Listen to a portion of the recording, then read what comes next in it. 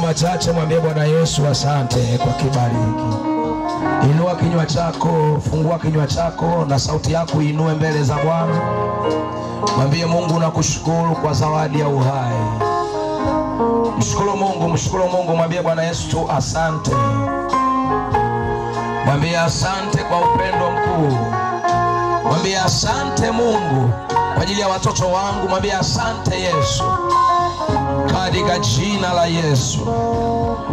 Bwana asante kwa ajili ya wema wako.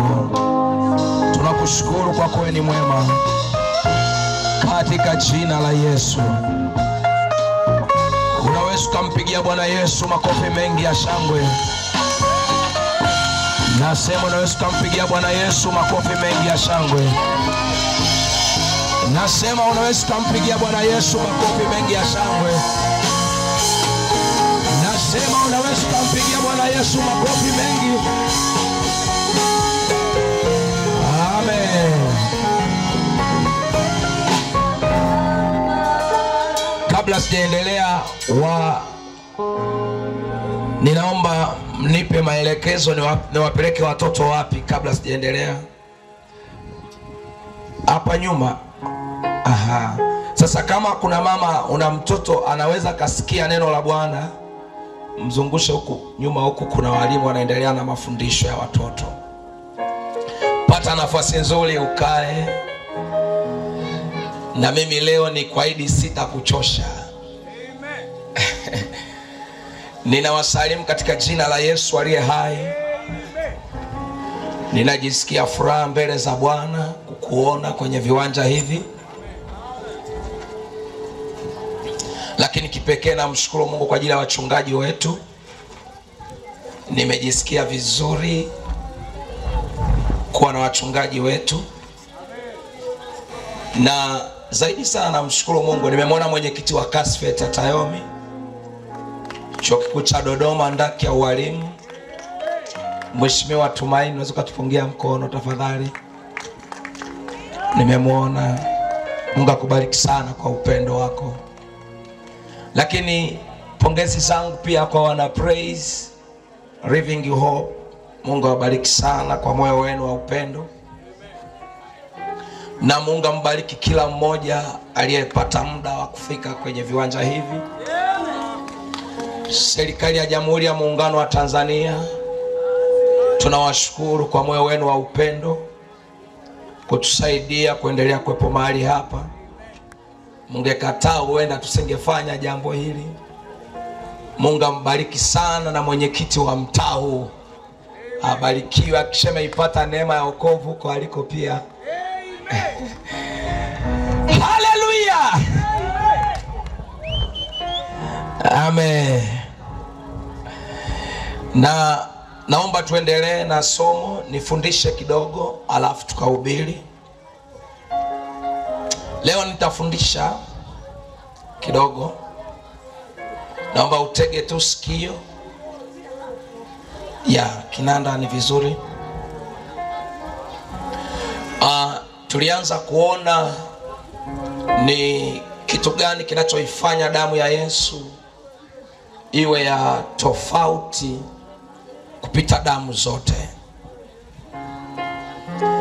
Na siku ya leo niliishia sehemu moja nikasema hii damu ya Yesu haina expire date. Nikasema vitu vingine vina expire date, lakini damu ya mwana kondoo aliye hai haina expire date. Nikasema hii damu ya Yesu haiwezi kuchoka wala kuchakaa, ila damu nyingine zitachakaa. Wanabiolojia wanasema zinavyozidi kuzeeka, sijajua sana, nisiseme sana huko nisije nikaingilia kozi ambazo sizijui. Sasa hii damu ya Yesu haiwezi kuchakaa wala kuchoka. Hii ni mbichi. Na nikasema ninaposema damu ya Yesu ninazungumzia uhai wa Yesu sasa hivi, sio kesho wala jana, yani sasa hivi. Lakini nikasema Hii damu ya Yesu iko hai milele yote. Nikasema harufu yake ni utakatifu. Sema amen. Nikasema hii damu ya Yesu harufu yake ni utakatifu. Sasa utanielewa kama ina harufu na ikiwa imebeba utakatifu huo, imebeba na ushindi dhidi ya hila zote za adui shetani. Damu ya Yesu. Na jana nikakupitisha kwamba utofauti namba moja ambao nataka tuone kwa kifupi, tukaona kwamba imebeba uwezo wa kusafisha. Lakini leo kipekee sana nataka tuone jambo hili la ajabu sana. Hebu sema la ajabu sana. Na watu wote mnaotufuatilia popote, hakikisha upitwi na jambo hili. Damu ya Yesu, jambo la pili ambalo imetofautishwa na damu zote, naomba unisikilize kwa makini sana, ina nguvu ya ukombozi. Imebeba nguvu ya ukombozi. Damu ya Yesu Kristo, ninapoizungumza na dunia yote ikitufuatilia, ni kwamba imebeba uwezo na nguvu ya ukombozi. Hakuna damu nyingine ambayo inaweza kukomboa mwanadamu isipokuwa hii damu ya Yesu. Ngoja nisome kidogo kwenye neno la Mungu. Na asili ya ukombozi wa damu hiyo ni wa milele. Yaani ukimpokea Yesu leo, anayo damu ya kwake ambayo inaleta ukombozi. Na ukombozi huo sio wa leo tu, ni ukombozi wa milele. Kwa hiyo ukimwamini Yesu umepiga dabo. Sema amen. Tusome katika kitabu cha Efeso sura ya 1 na ule mstari wa 7. Ngoja nisome kidogo ili nikimbie. Waefeso sura ya 1 na ule mstari wa 7. Nitasoma kidogo maandiko mengi leo. Katika yeye huyo, kwa damu yake tunao ukombozi wetu, masamaha ya dhambi sawasawa na wingi wa neema yake. Biblia inaniambia katika yeye huyo, sio katika mtume Petro, sio katika nabii Isaya, sio katika nabii nani au mchungaji fulani, au aposto fulani mwenye majina makubwa. Katika Yesu Kristo tunao ukombozi wetu. Hebu jipige kifua, sema katika Yesu Kristo ninao ukombozi wangu mimi. Mpigie Bwana Yesu makofi mengi. Kwa hiyo tunamuona Paulo anawaambia Waefeso kwamba si katika mwingine ukombozi unapatikana. Hayupo. Anasema bali katika Kristo Bwana Yesu.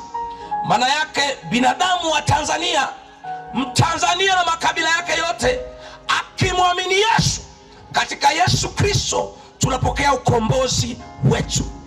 Na sijasema ukombozi ni nini, nitakwambia maana ambayo Bwana amenipa siku ya leo inayohusu ukombozi. Kwa hiyo ukimwamini Yesu haujapoteza. Kijana, ukimwamini Yesu hujapoteza.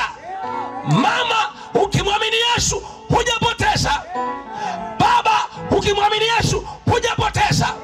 Kwa nini? Kwa sababu katika yeye huyo tunao ukombozi wetu, yaani masamaha ya dhambi zetu kwa wingi wa neema yake. Sema amen.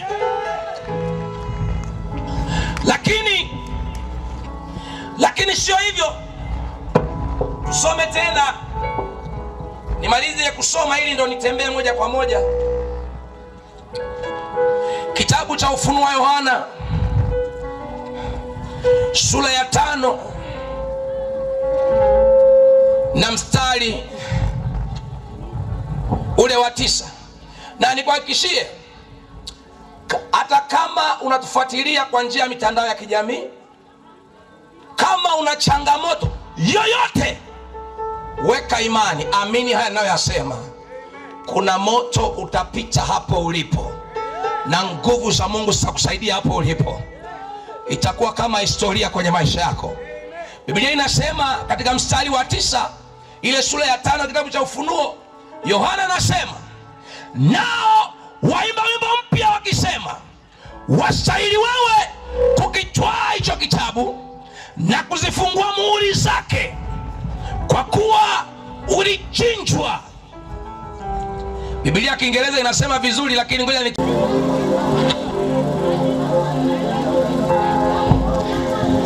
mwingine anaona baba fulani tunaenda kumzika, kwa sababu wewe ndio uliyeshiriki kikao cha kumuondoa duniani.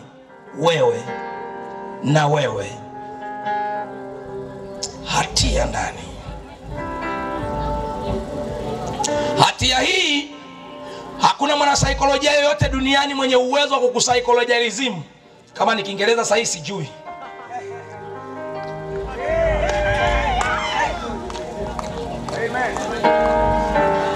Hatia hii hakuna psychiatry hapo nimebada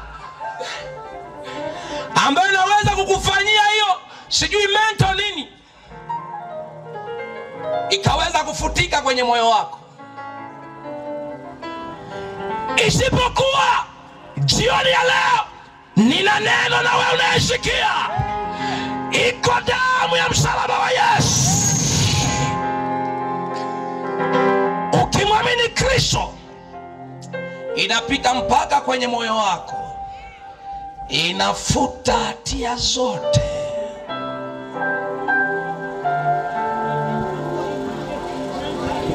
Muulize jirani yako, kitu gani kinakuhukumu?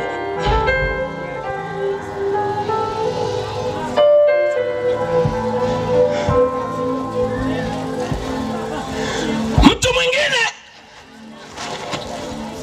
Biblia inasema, wala usimwage damu bila hatia, maana hiyo ni chukizo mbele za Bwana. Lakini wewe ndiye uliyeshiriki vikao vya kutoa watu duniani.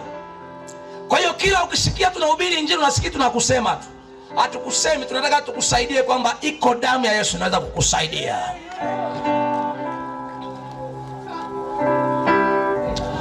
Chochote alichokifanya binadamu, Yesu aliyegongomea yote pale msalabani, na damu yake ina uwezo wa kuondoa.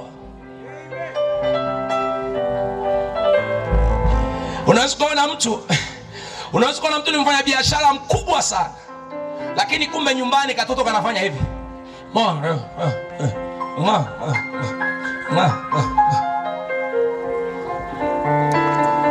Na hapa mjini Dodoma anatembelea V8,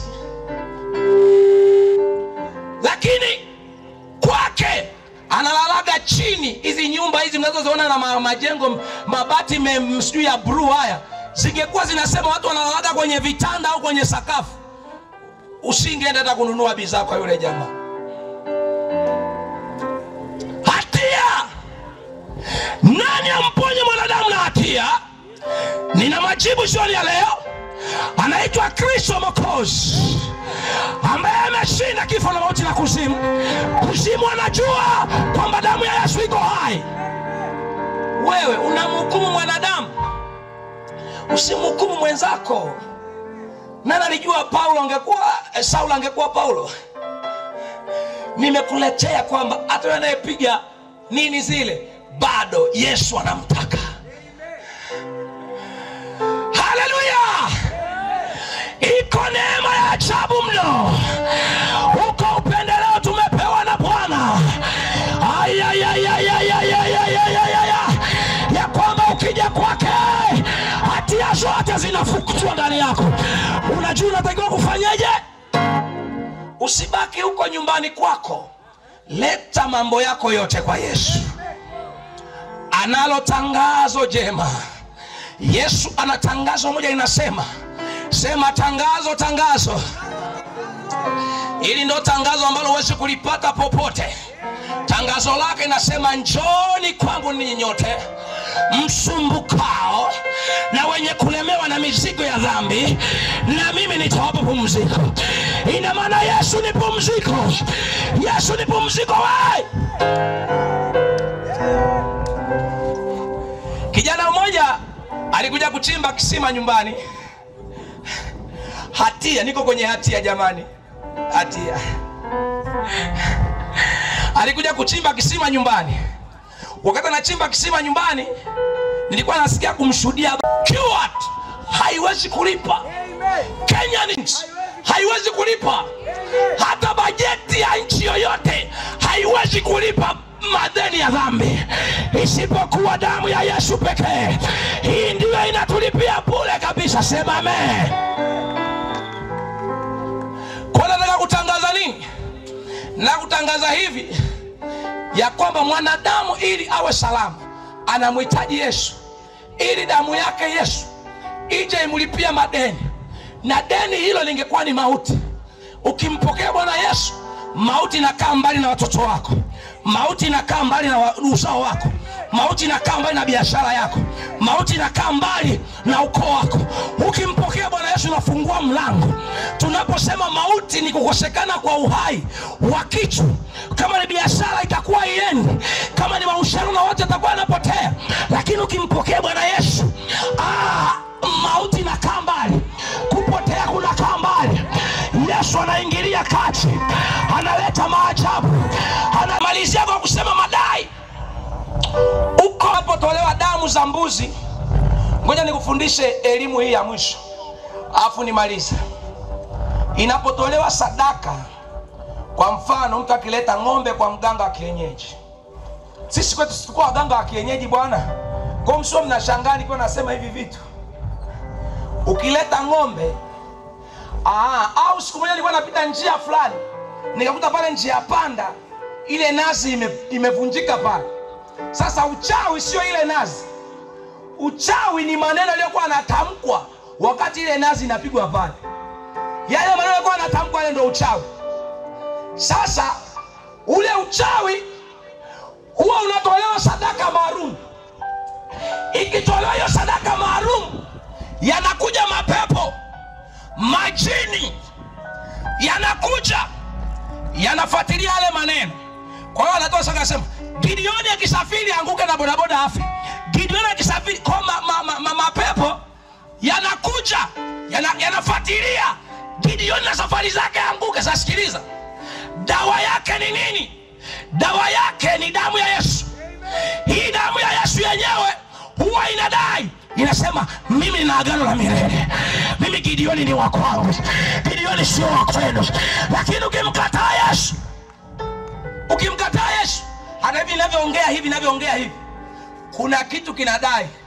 Kwa hivyo vinakufuatilia tu. Wewe huwezi kutoboa, wewe huwezi kusoma. Kwa mapepo yale yanaajiriwa na ile sadaka, yanakufuatilia. Wewe huwezi kuzaa, wewe huwezi kuolewa. Ukiolewa ndoa inavunjika. Ukichumbiwa mchumba na ukataa, hivyo vitu vinakufuatilia. Sasa nina jibu la maisha yako. Ukimpokea Bwana Yesu, anayo damu inayodai. Inadai nini? Na maanisha hivi, kila damu ina sauti. Moja kati ya sauti inayodai damu ya Yesu, inanena mema. Inanena mema. Na jioni leo inataka kunena mema. Kwenye familia yako itanena mema. Kwenye uzao wako itanena mema. Popote pale inanena mema. Sema amen. Sasa wewe usifikiri hapa ni kwa mganga wa kienyeji. Ukaja mimi nataka kuombewa tu, mtumishi wa Mungu. Yaani niombee tu nikaendelea na maisha yangu. Mimi sifanyagi ya hivyo. Unatakiwa unakuja kuokoka. So unakuja hapa na kuombea unaendelea na maisha yako. Are you serious? Tumishi, labda nitaleta sadaka, hata sadaka yako siitaki. Nileta tu sadaka, nitakuwa natoa tu sadaka kwenye mikutano ya Injili, lakini sitaki kuokoka kushikamana na yule Mungu wako. Sitaki na sadaka zako. Nataka uokoke. Na huu ni uwezo ambao Yesu ameweka kwenye damu yake mwenyewe. Kwa hiyo ina uwezo wa kutuweka salama. Inadai nini? Je, ulimwengu wa giza unadai kuvuruga ndoa yako? Unadai kuvuruga ujana wako? Unadai kuvuruga chochote? No. Umesikia? Iko damu ya Yesu. Unaweza kusema tu, maana niko huku kwa Yesu. Kwa hiyo damu ya Yesu, nadai ukombozi, nadai ushindi, nadai baraka, nadai kuwa mshindi na zaidi, sema amen. Mwambie jirani yako, hebu pandisha kinanda sauti. Drama, karibu. Njoo drama.